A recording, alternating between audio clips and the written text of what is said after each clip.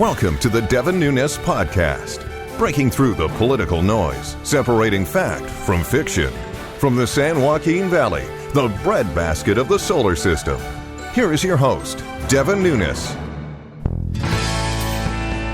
This is Devin Nunes. Welcome back to the Devin Nunes Podcast. I'm pleased to have back on Gordon Chang.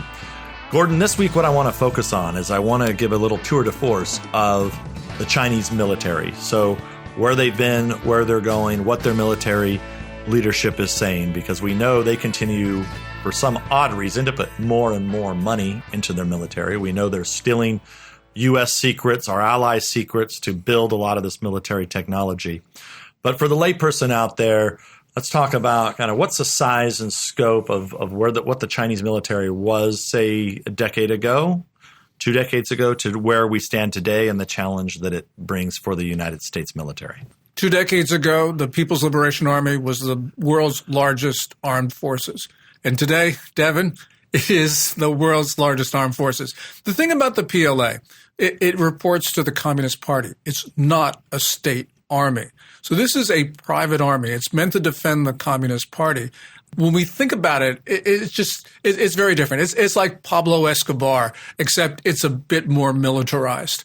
The thing about the PLA, though, it's grown very fast. It has gotten budget appropriations which are far larger than the military leaders are making more money, but at the same time, they have the army's the same size, the standing army's the same size, but their technology has dramatically changed. What they've done is there's two things that in terms of recent trends. One of them is that they have tried to cut the size of the land force, and they are increasing the size of the Navy and the Air Force. And also they are spending much more in terms of cyber. And that means that they are a more modern military force. Also, they went through a reorganization about 4 years ago, and in many ways, they are better able to prosecute cyber warfare than the United States is. So, well, what they've done is they've thrown a ton of money and people at it. They've thrown a ton of money and people, and they've spent 4PLA, I think that's their cyber division, if I recall. And they're spending it actually very wisely. So we've got to be concerned because in the opening minutes of a war, it's going to be won or lost by cyber, and the Chinese are prepared to transition seamlessly from quote-unquote peacetime to wartime. They're much better able to do this than we are. And so we've got to be concerned about their effect in the first half hour or so of the war. Mm-hmm. Yeah, and their capabilities. A lot of people used to say that it was the Russians had a great capability, which they do, a great cyber capability. But I think many experts are now saying out there that the Chinese have quickly surpassed Russia's capabilities. And there are some who say that in the next 5 to 10 years, they could surpass the United States' capabilities. We probably have better technology, is my guess. But I think the Chinese are better organized to use the technology they have in a wartime setting. Because this reorganization of the military, which cut across all commands, established new commands, shows in some ways they have a more modern organization than we do. Okay, so we talked the movement into cyber.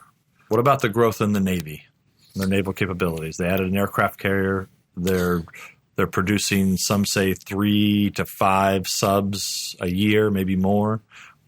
What can you tell us about the increase in the size of the Navy? We are focusing, of course, on the aircraft carriers. They've got one operational carrier, which they designate a training one. It's the Liaoning, and it is basically a reconditioned Soviet-era carrier. But they are building 2 more in Shanghai.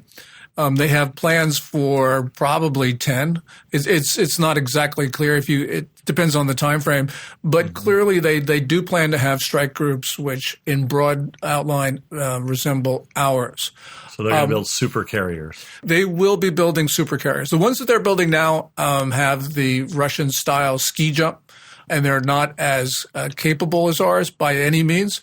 But nonetheless, they're moving very fast. The submarines are the thing that is really concerning because they're turning out attack subs at a very fast pace. And the number that you mentioned is probably correct. You would know better than I would. But the point is, you never know because there's so much propaganda that they put out into the media. It's but they're putting out a lot. Is. Yeah, they're building more than we are, and that's the important thing. They have a smaller force in some ways than we do, but their Navy is larger than ours in terms of number of hulls. Mm-hmm. And remember, it's not just what they call the Gray Navy. It's also they've got the Maritime Force, which is essentially fishing boats that have been militarized. They work with their Coast Guard and with their gray hulls, in other words, their formal Navy. That gives them big capabilities in their peripheral seas. So let's move to the air capabilities, Air Force capabilities, Chinese Air Force. If you look at their new fighter that they show, that they advertise, it has a strange resemblance, Gordon. It kind of looks like the F-35. No coincidence. Why is that? It's because they stole the plans for the F-35. And that's on us for allowing that to occur. The one thing about the Chinese Air Force is that they have yet to develop indigenously a capable jet engine, and that inhibits China. I mean, we can argue about the stealth capabilities of their fighters, but we do know that their jet engine performance is subpar. And this is really surprising, Devin, because they've been at this for quite a long time. They've been able to copy what the Russians have sold them, and yet they're not able to do this. This is one of the problems when you steal so much. When you get everything that you need, you don't develop the capability to develop it on your own. But nonetheless, they're going to get there. The back end, the logistics that go into what it takes to build some of the equipment, right? But they're going to get there because although this is mystifying how long it's taken them to develop a jet engine, clearly they are making progress. And of course, they can buy all they want from the Russians. And then we can't forget that China is a nuclear power. And so walk us through kind of your knowledge of their nuclear power capabilities and then some of the new weapons that they're looking at, which are these hypersonic glide vehicles that can basically just strike one of our carriers and blow it apart. Or the American homeland, for that matter. Mm-hmm. Yeah. This is a story of the United States developing hypersonic vehicles, developing the technology for them, learning how to do this, but then not taking that and turning it into a practical weapon. The Chinese are further ahead on that than we are. They've got far more tests of hypersonic delivery vehicles than we have. And you can use these not only for plowing into an aircraft carrier, but also plowing into cities in the United States. The Russians are also making great advances. We'll eventually catch up, but, I would suspect that we're somewhere 3 to 4 years behind. And the Chinese are showing great determination on this, and we're not. In terms of size of their arsenal, it's probably smaller than ours. The estimates you hear, 300-400, that sounds about right to me. Although some people will say 5,000, but the point is they put so much money into their conventional forces. I don't think that they really had enough to go to an arsenal in the thousands of deliverable Although weapons. It only takes a few hundred to blow up the entire planet. So. Yeah, they have enough. They have enough for a deterrent. They have enough for a strike. And you think there's the size of those weapons, that's hard to know, but you think they're comparable to what the Russians have? Yeah, I mean, they've stolen the plans for our warheads. I mean, it was not only the F-35. So, I think that they are capable. Their warheads are capable. I would suspect that, they've got all that they need for the moment. Now, I think eventually they're going to ramp up their production of their warheads as long as they have the economy to support it, which is really important going back to what we've talked about in a previous segment about where the Chinese economy is and where it's going. And so it's very important for us from a defense point of view to make sure that our economy remains strong and theirs remains weak. So you've given us kind of a tour de force of the entire kind of Chinese military for a layman's view of the Chinese military. What a lot of people don't know is I think they've heard about the South China Sea and how they've essentially built these islands out of nowhere. So they become stationary aircraft carriers out in the South China Sea where some half of the world's commerce flows through the South China Sea. So they're trying to claim islands like the Philippines and others, that capture nearly every country in Asia. And they're trying to say, this is all of ours. Number one, why did they make that claim? Number two, are the other countries going to let them get away with it? Other countries aren't going to let them get away with it. There are about 7 South China Sea claimants. Beijing, just to go back, maintains what it calls the 9-dash line. And on official Chinese maps, you will see 9 and in some cases 10 dotted lines that enclose somewhere like 80 to 85% of the South China Sea. Right. And at one point, their claim was ambiguous as to what those lines meant.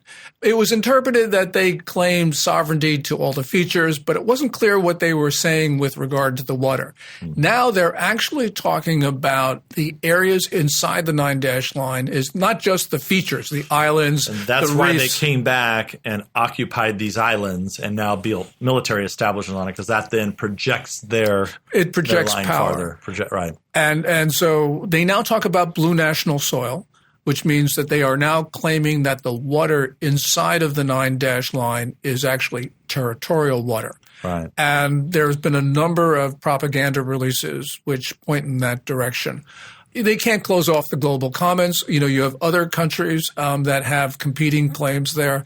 And other countries in the United States isn't going to let them. Devin, if the United States has had one consistent foreign policy over the course of the history of our republic, it's been the defense of the global commons. And we cannot allow any country, whether it's a Libya or whether it's a Russia or a China, to close off any part of that global commons. We have to keep the sea lanes open. There needs to be fair and free trade along, as you call, the commons. But, this is the history of the British Royal Navy for many years, protected those shipping lines. Now today, it's mostly us working with most of our Five Eyes partners in the region. And it's unfortunate that China acts adversarial here, because they should be helping, not causing problems. Yeah, clearly China benefits more than any other country from an open international seas and international waters, but they are moving to close them off because that's the logic of Chinese communism. And so just to close it out, we go farther and we look at the bases that they're developing, not just in the South China Sea, but for a few years ago, they opened a base in Djibouti, right at the entrance of the Red Sea. And you see they have plans to open other bases where they'll first call them research areas or commerce areas. But then we know what they did in Djibouti. They quickly moved in their military force. So they're looking to project this power all over the globe. Well, certainly. And we saw this, for instance, at the Colombo International Container Terminal in Sri Lanka, which was essentially a civilian facility. And then in 2014, they had one of their attack subs, a nuclear attack sub and its tender, visit twice. So they're using these supposedly civilian facilities as the precursors for bases. And it's not just the Indian Ocean. It's not just areas around China. They're actually thinking of something that you have highlighted to everyone, and that is Lodges, which is in the Azores, which is a U.S. Air Force base. But the U.S. has made it what they call a ghost base. And essentially now the Chinese are poking around the Azores looking to take over that, 11,000-foot runway plus the port. And that means they would be closer to New York and Washington than Pearl Harbor is to Los Angeles and San Francisco. We cannot allow the Chinese into the Atlantic. Well, and that's and also if you look off the coast of Africa, they're looking also. Luckily, finally, the Trump administration, I think, realized this, and now they're starting between the Russians' challenges and the Chinese challenges. You look at there's finally been some changes in lodges that the United States is realizing. Our military leaders are once again realizing, like they did in the Cold War all the way back to World War II, that maybe protecting those islands in the middle of the Atlantic might be of some importance to our safety and security in this country. Well, Gordon, thanks again for being on and giving us a rundown of the Chinese military. I appreciate you being here. Thank you very much. This is Devin Nunes. We'll catch you next week. Thanks for listening to the Devin Nunes Podcast. We invite you to subscribe so you don't miss a single episode. And remember, you can download this podcast on iTunes or at devinnunes.com. Storm clouds been gathering so long, I don't know. The darkness around us leaves no easy road. We started wondering if every road dead ends our dreams. Wind whips the dust up and rain's pouring down. Good people struggling in every hometown. We've started wondering if we even matter at all. We'll take that hard road to happier days.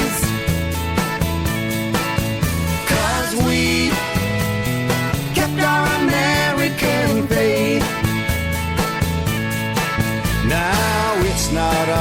trial by fire like this. It's nothing hard-working family can fix. We've got the power to save it all here in our hands. We'll take that hard road to happier days. 'Cause we kept our American faith. As we, the people, free and strong, fight through the dark night toward the dawn. Freedom marches on.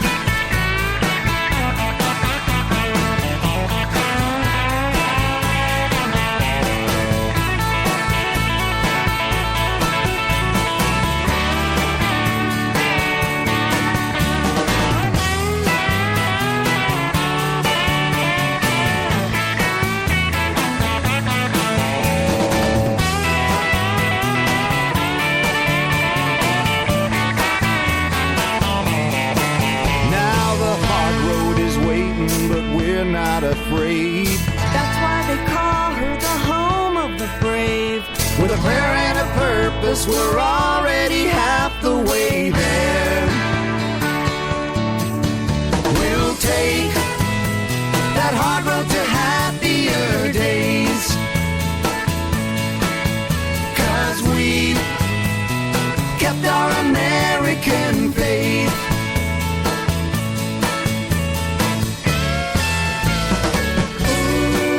Ooh, we kept our American. We kept our American. Ooh, we kept our American. We kept our American faith. Freedom marches on. Paid for by Devin Nunes Campaign Committee.